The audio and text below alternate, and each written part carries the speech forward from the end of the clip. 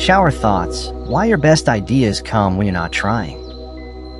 What do people usually think about brilliant ideas? Most people believe that the best ideas come when we are intensely focused and trying hard, at a desk, in a brainstorming meeting, or sitting alone with a laptop and a cup of coffee. We're taught that creativity is the result of disciplined and deliberate conscious effort. You can't command the muse.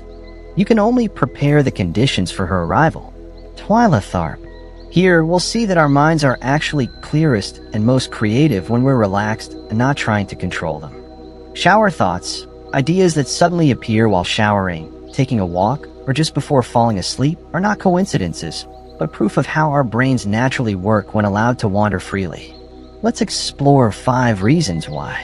1. Accidental flow states. Sometimes, while doing calming, repetitive activities, we slip into an unintentional flow-like state. We're fully present, not overly attached to outcomes, and thinking feels effortless and automatic. In this state, ego and anxiety shrink. We stop trying to be creative and instead allow creativity to happen. We shift from doing mode to being mode, and that's where deeper insights often emerge. This is why ideas often appear while washing dishes or staring out a window. Your mind is engaged just enough to stay awake, but relaxed enough to create. 2. The brain in default mode, a network that connects during rest. When we're not focused on a specific task, while showering, driving, or walking casually, our brains enter the default mode network, DMN. This is a state where different brain regions that don't usually work together begin communicating freely. The DMN connects long-term memory, imagination, and emotion, creating a mental playground where unrelated ideas can meet and merge.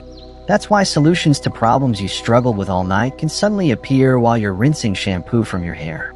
3. Reducing interference from the internal supervisor. When we try too hard, the prefrontal cortex, the brain's supervisor responsible for logic, control, and judgment, becomes overactive. It's like having an overly critical editor who keeps rejecting drafts before they're finished. When we relax, this supervisor takes a break, allowing the subconscious, wilder, more associative, and less restricted to surface.